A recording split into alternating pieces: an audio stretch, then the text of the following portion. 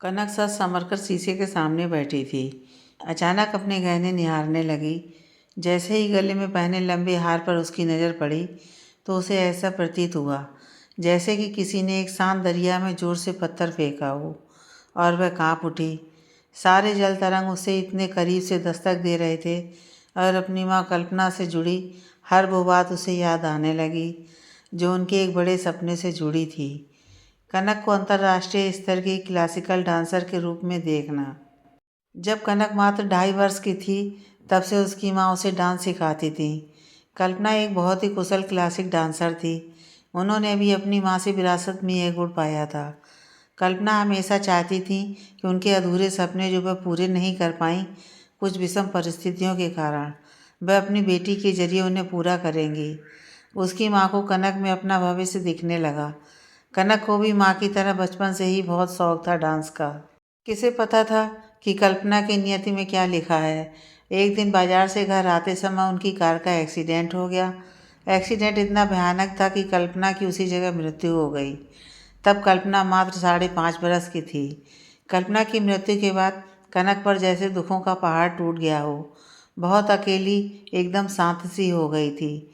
अपने डांस वाले कमरे में जाना भी बंद कर दिया था, मानो हर चीज़ से रूठ गई थी। उसने जिद पकड़ ली थी कि जब मुझे सिखाने वाली मेरी माँ नहीं रही तो मैं डांस भी नहीं सीखूंगी। उसके पापा कपिल ने उसे बहुत समझाया कि उसे अपनी माँ का सपना पूरा करना है। उसकी माँ की आत्मा को शांति तभी मिलेगी जब तक वह कनक को डांस करते देखेंगी। लेकिन कनक पर पापा का या अन्य किसी परिवार के सदस्य के समझाने का कोई असर नहीं हुआ। कनक कई बार अपनी माँ के गहनों और घुंघरुओं से बहुत देर तक बात करती थी। उनके सारे सामान के बीच उसे लगता था उसकी माँ वहीं उसके आसपास हैं। हमेशा एक ही शिकायत करती थी, मुझे सपना दिखा के क्यों चली गई माँ? आप तो मुझे आपके जैसी एक होनहार डांसर बनाना चाहती थी। आप हमेशा बोलती थी कि जब लोग मुझे देखें तो कहें, वह देखो कल्पना की बेटी, एकदम कल्पना की परछाई है। रोते हुए हमेशा उन बेजुबान गहनों से शिकायत करती, जब आप ही नहीं रहीं तो फिर कैसी परछाई? करीब 1 साल बीत चुका था कल्पना को गए। कनक अभी भी वैसे ही गुमसुम सी रहती थी। अपनी माँ की याद में टूट चुकी बच्ची ने अब माँ के गहनों से ही बात करना छोड़ दिया था। कपिल के परिवार वालों ने और दोस्तों ने कपिल को समझाया कि उसे कनक के लिए दूसरी माँ लानी चाहिए, मतलब कि उसका दूसरा विवाह। कपिल ने पहले तो साफ इनकार कर दिया कि ये कल्पना और कनक के साथ नाइंसाफ़ी होगी। मैं कल्पना की जगह किसी अन्य स्त्री को नहीं दे सकता और कनक किसी भी स्त्री को अपनी माँ का दर्जा नहीं देगी। लेकिन सबके बहुत समझाने पर कपिल दूसरी शादी के लिए राजी हो गया। कपिल की उम्र लगभग 40 बरस की रही होगी उस समय। उसके सभी अपनों को बस एक अच्छी लड़की की तलाश थी जो कपिल और उसकी कनक को कल्पना जैसा प्यार दे। एक दिन उसके ऑफिस के एक दोस्त का फ़ोन आया और उसने कपिल और कनक को रात के खाने पर आमंत्रित किया। कपिल कनक को लेकर अपने दोस्त के घर पहुंचा। उसका दोस्त अपनी बहन राधिका के बारे में उससे बात करना चाहता था। राधिका बहुत खूबसूरत और नेक ख्यालों वाली लड़की थी।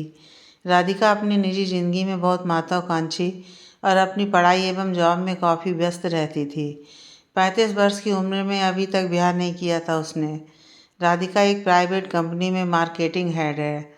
कोई अपने ख्यालों से मेल खाता योग्य लड़का नहीं मिला, इसलिए अब तक शादी नहीं की। वैसे राधिका को इस सब के बारे में कुछ नहीं पता था कि कपिल को उसके भाई ने किस उद्देश्य से बुलाया है। वो तो बस कनक के साथ खेलने में व्यस्त हो गई। पहले भी कई बार राधिका कनक से मिल चुकी है उनके घर पर। जब से कल्पना नहीं रही तो कनक किसी से ज़्यादा घुलती मिलती नहीं थी। कनक को अपने घर में इतना खुश देखकर राधिका को बहुत सुकून मिल रहा था। उसने कनक को अपने हाथ से खाना खिलाया और उसके साथ काफ़ी समय बिताया। कनक को बहुत दिनों बाद आज इतने अच्छे से हंसते देखा था कपिल ने। जब कपिल जाने को हुआ तो राधिका के घर वालों ने कपिल से विवाह के संदर्भ में उसकी राय मांगी। उसे अचानक सुन के थोड़ा अजीब लगा, क्योंकि राधिका जैसी प्रगतिशील और आधुनिक ख्यालों वाली लड़की उससे शादी क्यों करेगी। उसने कहा कि शायद उन्हें दोबारा विचार करना चाहिए और सबसे पहले राधिका से पूछना चाहिए, और यदि उसने हाँ बोला तो फिर हम दोनों मिलकर तय करेंगे। राधिका पहले भी कपिल से मिली थी कई बार पारिवारिक समारोहों में, एक दूसरे के घर भी आना जाना हुआ है, लेकिन एक दिन ऐसे कपिल के साथ शादी, यह उसने कभी सोचा भी नहीं था। जब उसे इस बारे में पता चला तो उसने अपने परिवार से थोड़ा समय मांगा। वैसे तो कपिल उसे पसंद था, एक अच्छे इंसान, पति और पिता के रूप में। कल्पना हमेशा कपिल की तारीफ करती थी। कपिल बहुत खुले विचारों वाला इंसान है, काम के साथ साथ अपनी निजी जिंदगी को भी अच्छे से संभालता है। उम्र में बड़ा है तो उसे राधिका से ज़्यादा तजुर्बा भी है जिंदगी का। एक बड़ी मल्टीनेशनल कंपनी में लीगल हेड है तो काफ़ी होशियार तो था ही।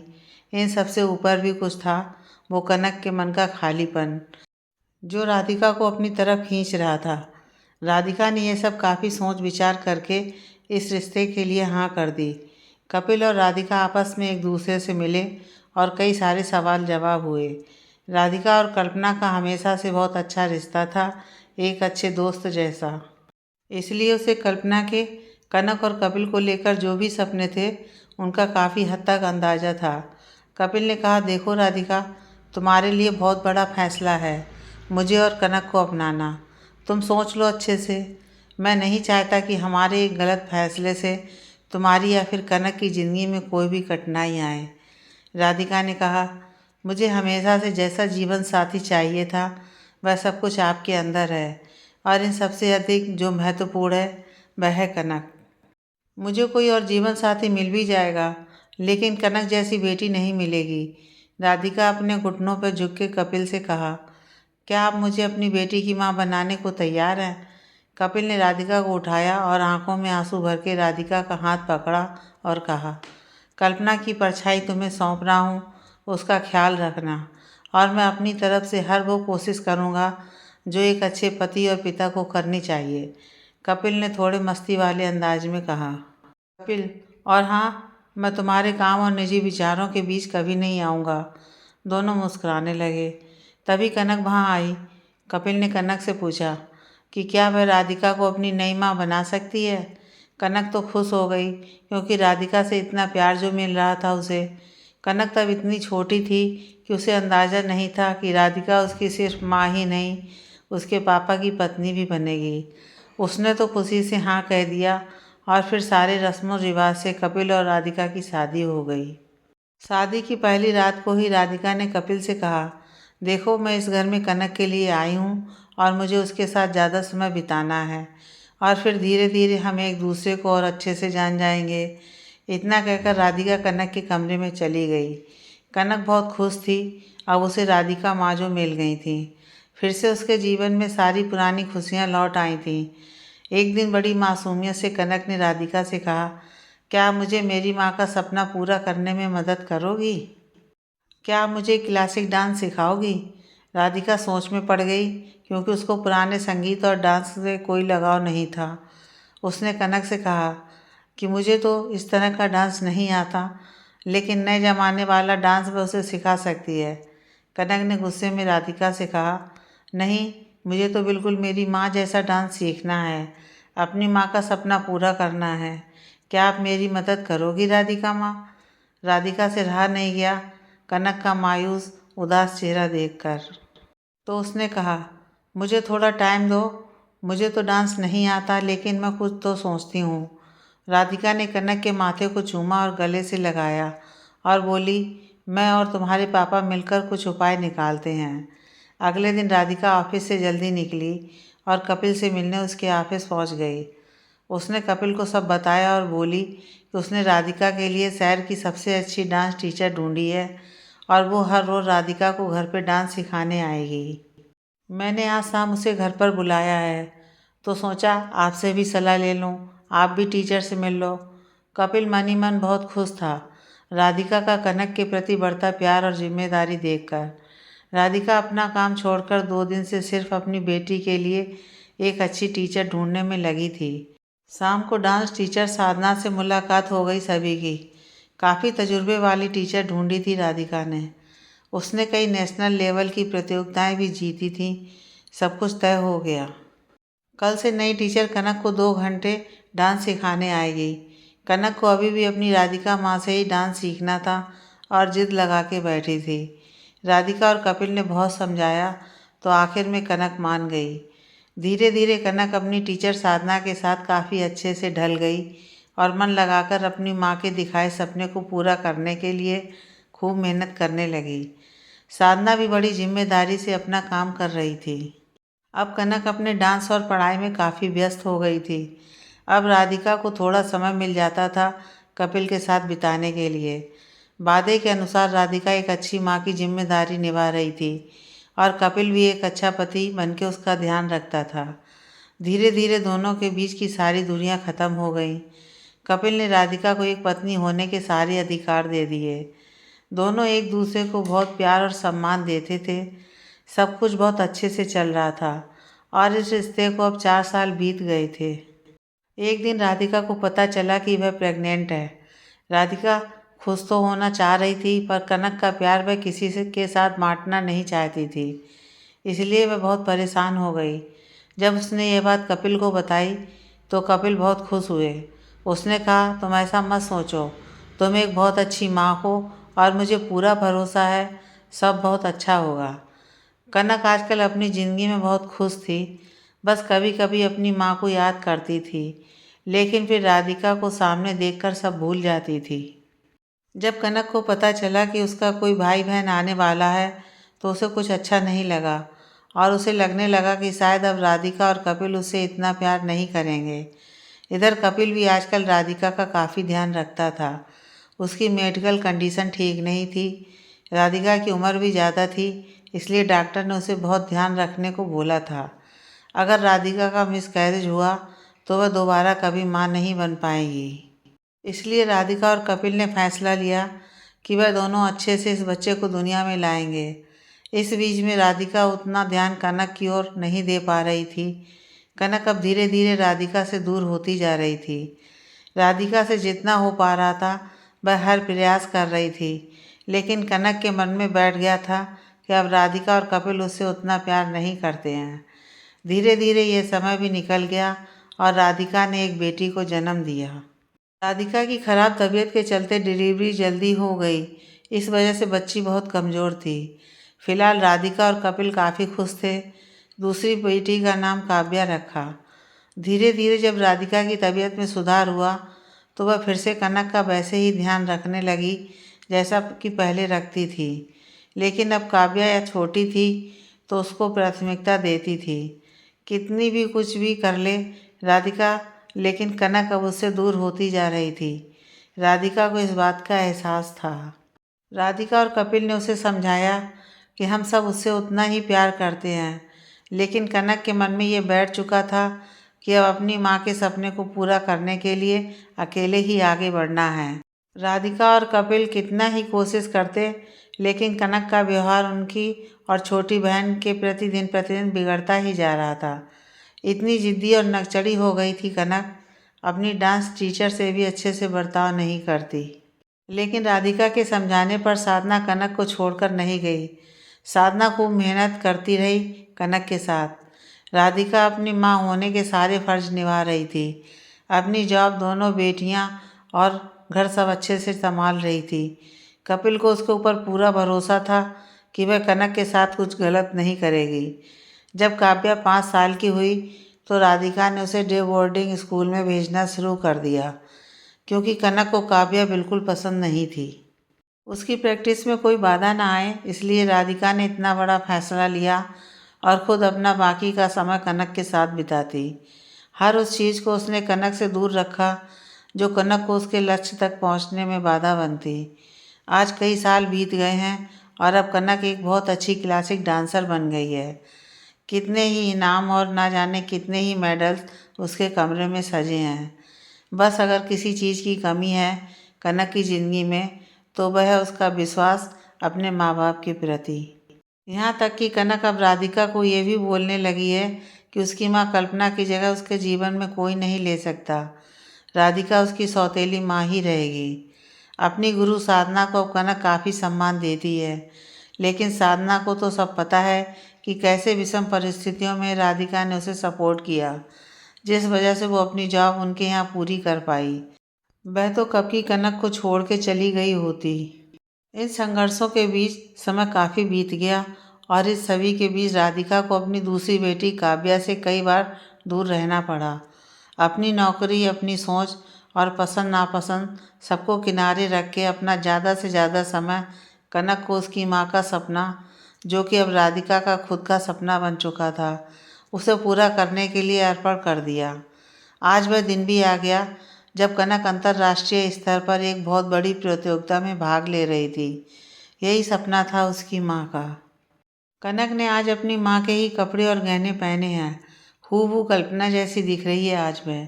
अब अगली कलाकार जो मंच पर आ रही है उसका नाम है कनक सिंह। उसका कई बार नाम बुलाया जा रहा था।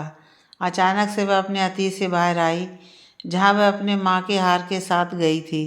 उसने अपने आंसू पोंछे और अपनी माँ का ध्यान करके स्टेज की ओर जाने लगी। तब तक राधिका ने आके कनक का हाथ थामा और बोली, अपनी माँ का ही नहीं, हम सबका सपना आज पूरा करने जा रही हो।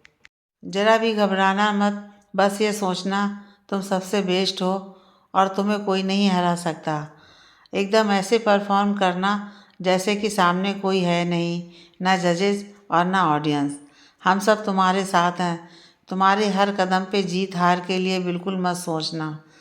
आंखों में थोड़ा डर और घबराहट दिख रही थी कनक के। उसने राधिका को थैंक्स बोला और चली गई मंच पे। राधिका देखती रह गई।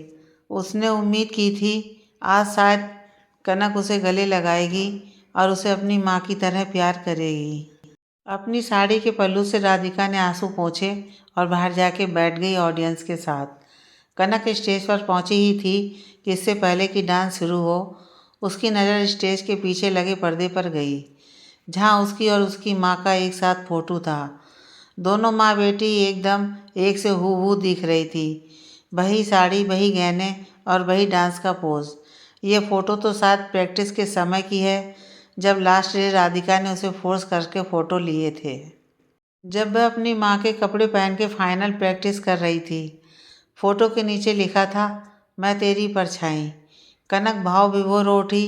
तभी उसका संगीत बजने लगा और उसने राधिका को नज़र भर के देखा, मानो वह राधिका के सरप्राइज से बहुत खुश थी और अपनी पलकें झुका के अपनी खुशी का इजहार किया।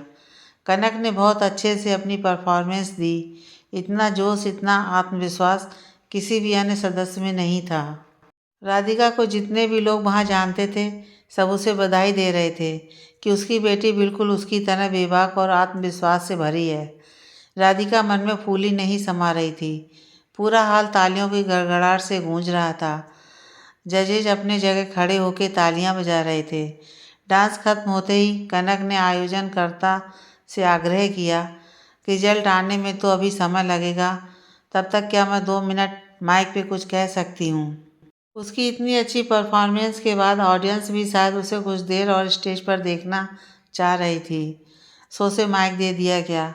कनक ने बोलना शुरू किया, मैं बहुत खुशकिस्मत हूँ जो आप सभी के सामने इतने बड़े मंच पर आज मुझे अपनी कला का प्रदर्शन करने का मौका मिला और आप सबने मुझे इतना सराहा, इतना प्यार दिया, उसके लिए आप सभी का दिल से शुक्रिया। मैं बस आज आप सबके सामने अपनी प्रेरणा स्रोत के बारे में कुछ कहना चाहती हूँ। आप सबने इस फोटो में देखा कि ये मेरी कल्पना माँ है, जिसने मुझे जन्म दिया और ये हुनर मुझे उन्हीं से मिला। उन्हीं का सपना था जो आज मैं आप सभी के बीच इस मंच पर खड़ी हूँ। लेकिन भगवान ने कल्पना माँ को मुझसे छीन लिया था, तब जब मुझे डांस और इस मंच की अहमियत का अंदाज़ा भी नहीं था। लेकिन मैं शायद भगवान की बहुत करीबी हूँ, तभी भगवान ने मुझे दूसरी माँ दे दी, राधिका माँ। आज अगर मैंने आप सभी को ताली बजाने के लिए उत्तेजित किया है और आप सभी को मेरा नाम बार बार बुलाने पर मजबूर किया है, तो उसका पूरा श्रेय मेरी राधिका माँ को जाता है। अगर उन्होंने मेरा हाथ नहीं थामा होता तो आज जिस सपने को मैं जी रही हूँ, हकीकत में वह सिर्फ और सिर्फ सपना ही बन के रह जाता। उन्होंने मेरे लिए जितने त्याग और बलिदान किए हैं, उनका शायद मैं कभी ऋण नहीं चुका पाऊँगी। मेरे इस आत्मविश्वास को अपने त्याग और बलिदान से सींचा है उन्होंने। बस इतना ही कहूँगी, मैं आज सही मायने में सिर्फ राधिका माँ की परछाई हूँ। इन तालियों और सम्मान की असली हकदार वह हैं। मैं आप सभी के सामने उनसे माफ़ी भी मांगना चाहती हूँ क्योंकि जाने अनजाने में मैंने उनका कई बार दिल दुखाया है और कई बार उनकी ममता का निरादर भी किया है। लेकिन शायद वो भी मेरा प्रेम ही था इनके प्रति, जो मैं इन्हें किसी के साथ बांटना नहीं चाहती थी। आयोजक राधिका को स्टेज पे ले आए थे और प्रतियोगिता का परिणाम भी आ चुका था। कनक ने प्रतियोगिता जीत ली थी। जजेस ने राधिका से आग्रह किया कि कनक को ट्रॉफी देने के लिए। माँ और बेटी दोनों बहुत खुश थे और एक दूसरे को गले लगा के रो रही थी। एक तरफ राधिका की खुशी के आंसू और दूसरी तरफ कनक के पश्चाताप के आंसुओं से माँ बेटी के अपार प्रेम की गंगा बह रही थी। पूरी ऑडियंस खड़े होकर माँ बेटी के इस अटूट प्रेम के लिए तालियां बजा रही थी। आज कनक के सारे गिले शिकवे आंसुओं में धुल गए थे।